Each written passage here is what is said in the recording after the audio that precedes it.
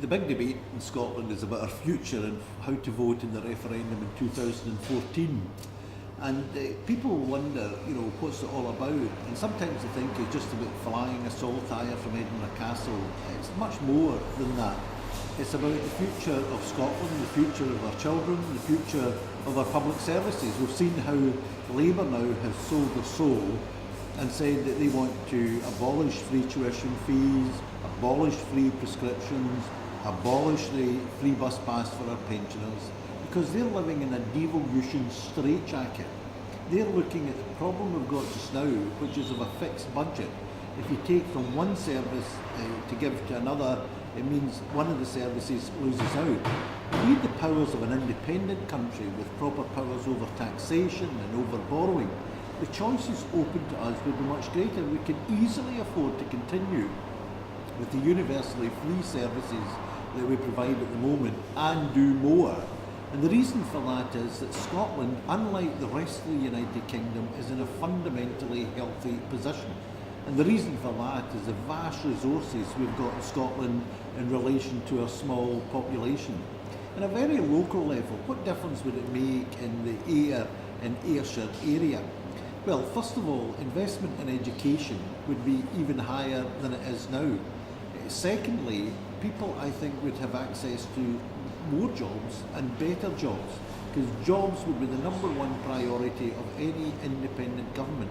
Now, we're doing as much as we possibly can as a devolved Scottish government to bring jobs to Scotland, and Scotland now is rated as the best place in the UK for companies to invest in.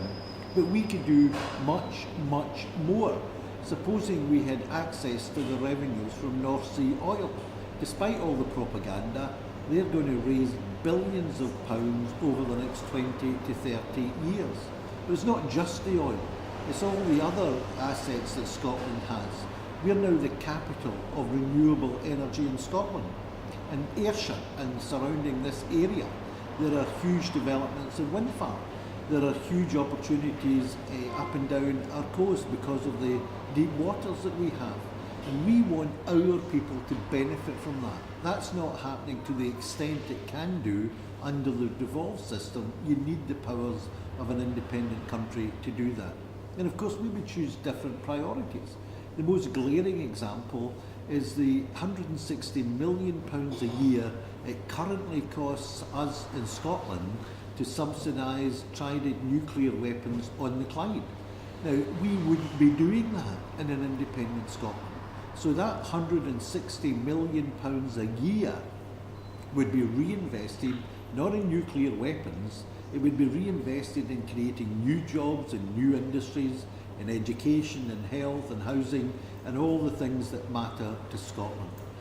We would be up there with Scandinavian countries who have got the highest level of economic growth, the highest level of employment, the lowest level of unemployment, the lowest level of poverty, no child poverty, no fuel poverty whatsoever. And yet we've got far more resources than any one of those Scandinavian countries, even although our population is about the average of the Scandinavian countries like Norway, Sweden, Denmark and Finland. So we can do much, much better provided we get the tools to do it. We only get the tools to do it if we vote yes in 2014. The consequences of a no vote have been spelt out by Joanne Lamont. The consequences of a no vote are the abolition of free bus passes for the pensioners, the abolition of free personal care, the abolition of free prescriptions and the reintroduction of £9,000 a year tuition fees for our young people who go on to university.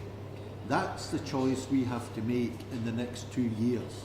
Vote no and you face catastrophe economically and socially. Vote yes and it's an entire new beginning for Scotland and every future generation of people who live in Scotland.